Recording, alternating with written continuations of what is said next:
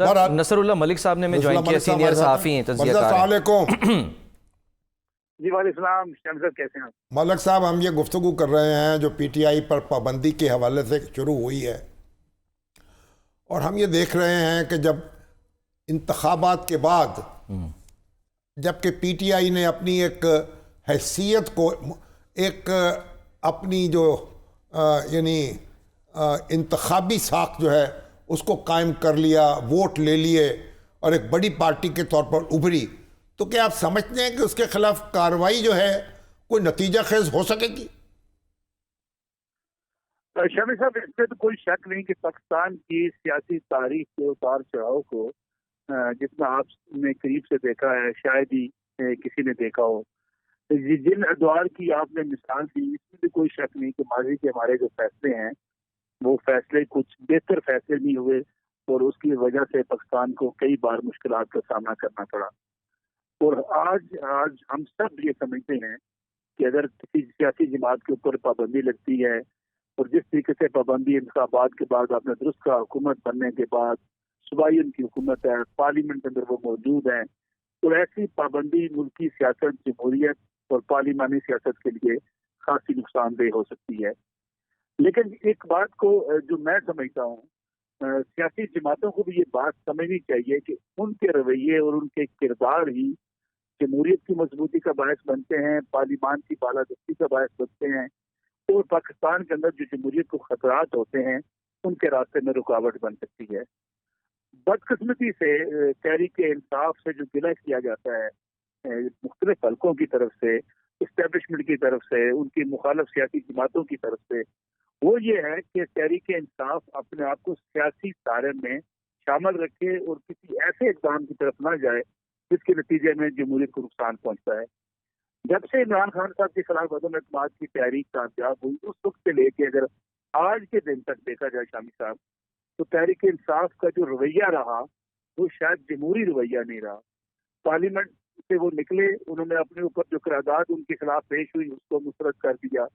اس کو عالمی سازش قرار دے دیا، پھر جس کے بعد انہوں نے پورے ملک کے اندر ایک ایسا احتجاج اور ایک ایسا جو ہے رد عمل کا مظاہرہ کیا جس کے نتیجے میں یہ کلیش بڑھتا چلا گیا، اور یہ کلیش اس حد تک بڑھا کہ 9 مئی جیسا سانحہ جس ملک کے اندر ہو گیا۔ پھر یہ کلیش یہاں تک آن پہنچا، یہ کہا جانے لگا کہ آرمی چیف بھی ہم نہیں لگنے دیں گے، بلکہ ہماری مرضی کا جو آرمی چیف تعینات کیا جائے گا۔ یہ کافی عرصے سے یہ چیزیں برکتی رہی،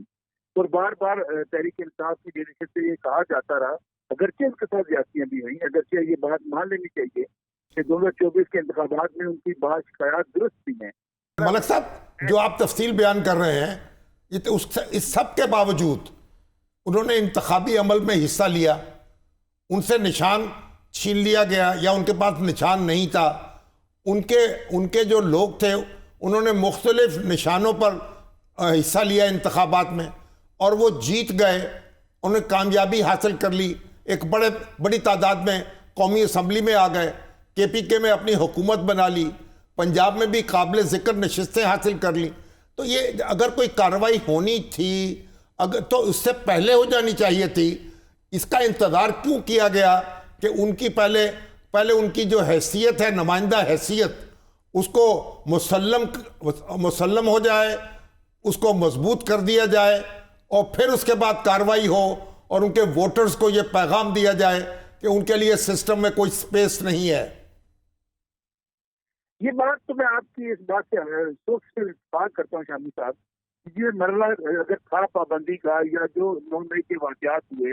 اس وقت یہ فیصلے کر لیے جانے چاہیے تھے، یا کم از کم ایسے اقدامات اٹھا لیے جانے چاہیے تھے جس کے نتیجے میں تحریک انصاف کو یہ احساس ہوتا ہے کہ وہ جس راستے پہ جا رہی ہے یہ کلیش کا راستہ ہے۔ آج یہ فیصلے کرنا بہرحال ایک مشکل بھی ہے، اور اسے غلط بھی کہا جا سکتا ہے، اور یہ بھی کہا جا سکتا ہے کہ اس سے شاید نتائج کو اچھے نہیں نکلے، یعنی نتیجہ خیز نہیں ہوں گے یہ، کیونکہ جو لڑائی کے بعد جو ہے گھونسا یاد آئے وہ اپنے منہ پہ مار لینا چاہیے۔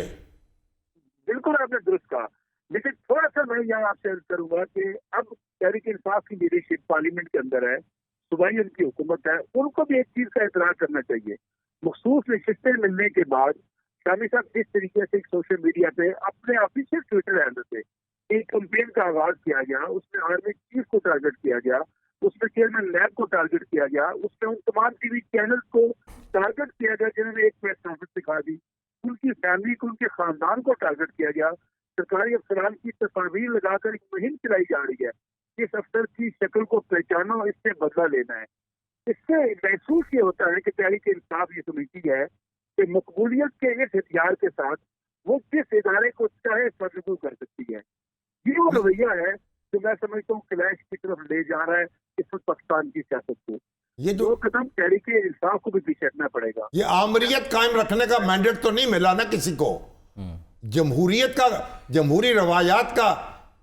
مینڈیٹ ملا ہے، جمہوریت عمل کے اندر کردار ادا کرنے کا مینڈیٹ ملا ہے، یہ اپنی آمریت قائم کرنے کا مینڈیٹ تو نہیں ملا۔ لیکن ملک صاحب، یہ کیا ممکن نہیں ہے کہ ہم لوگ کوئی جرگہ بنا کے جائیں، کوئی خان صاحب سے ملیں، کوئی دوسرے سیاسی رہنماؤں سے ملیں، ان کی منت کریں، سماجت کریں، ان کے ساتھ ان کو کہیں بھائی ہمارے حال پہ رحم کھاؤ، پاکستان پہ رحم کھاؤ اور اپنے آپ پر رحم کھاؤ؟ میں سمجھتا ہوں یہ بڑی درست بات ہے شامی صاحب، آپ کو بھی اس میں آگے بڑھ کے کردار ادا کرنا چاہیے۔ میں نے جہاں تک آپ کو سنا اس پورے اس کرائسس کے دوران، آپ نے ہمیشہ یہی بات کی کہ اگر کسی کے پاس پاپولیرٹی ہے، اگر کسی کے پاس نشستیں زیادہ ہیں، اگر کسی کے پاس حکومت ہے، تو اس کا مطلب ہرگز نہیں ہے کہ وہ جمہوری روایات توڑ دے، اس کا مطلب ہرگز نہیں ہے کہ وہ ماورائے آئین قانون، اس کی ذمہ داری تو زیادہ ہو جاتی ہے۔ بالکل آپ نے درست کہا، اور میں سمجھتا ہوں یہی ایک راستہ ہوگا جس کے نتیجے میں جو ملک کے اندر ایک قیاس ہے، تو ملک کے اندر یہ افراتفری کا عالم ہے، ایک ایسا ماحول ہے جس سے یہ محسوس ہوتا ہے کہ شاید اداروں کے ٹکراؤ کے نتیجے میں پاکستان کو نقصان پہنچ سکتا ہے، اور اس سے نکلنے کا واحد راستہ ڈائلاگ ہے، بات چیت ہے۔ دو قدم اگر کسی کو پیچھے بھی ہٹنا پڑتا ہے، اس میں انا کا مسئلہ نہیں ہونا چاہیے، اور یہی راستہ ہوگا کہ پاکستان ان مشکلات سے باہر نکل سکتا ہے۔ بس اس کا راستہ نہیں ہے، اس کے لیے صرف یہ ہے کہ اگر آپ کی نیت درست ہو، اگر آپ یہ سوچیں کہ ہم ملک کے 23 کروڑ عوام کی جو قسمت ہے وہ ہمارے جو اقدامات ہیں اس سے جڑی ہوئی ہے، تو میرے خیال میں اس صورتحال سے نکلا جا سکتا ہے۔ ہاں جی، بس آپ بھی کوشش کریں، ہم بھی کوشش کریں، ایسا ہو کوئی نامہ بر جو بات ہماری سن سکے، سن کے یقین کر سکے، جا کے انہیں سنا سکے۔ سر اتحادی بھی تو اس میں اتحادی بھی کردار ادا کر سکتے ہیں۔ محمود خان اچکزئی کو آگے بڑھنا چاہیے، ان کے دوسرے اتحادیوں کو آگے بڑھنا چاہیے، وہ جو حامد رضا ہیں ان کو ہر وقت جناب وہ جذباتی ہوتے ہیں، وہ بھی ان کو آگے بڑھنا چاہیے، اور ہم سب کو آگے بڑھ کر پاکستان تو ہم سب کا ہے نا، ہم خاموش تماشائی نہیں بن سکتے۔ بالکل۔ نصر اللہ ملک صاحب، سر آپ کا بہت بہت شکریہ۔ جی سر، آپ بس ہم یہی آرزو ہے کہ اب یہ پی ٹی آئی کے جو لوگ ہیں، جو اس وقت خان صاحب تو جیل میں ہیں، جو باہر ہیں، وہ لوگوں کو خوف زدہ نہ کریں، اپنے خوف میں مبتلا نہ کریں، خوف دور کریں، محبت کی بات کریں، مفاہمت کی بات کریں، اور لوگوں کے دل پہ ہاتھ رکھیں۔ یہی راستہ ہے، اور اس کے علاوہ کوئی راستہ نہیں ہے۔ جنگ و جدل جو ہے اس کے نتیجے میں کچھ تو خون تو ہو سکتا ہے، کوئی ہم پھول جو ہیں اگا نہیں سکتے۔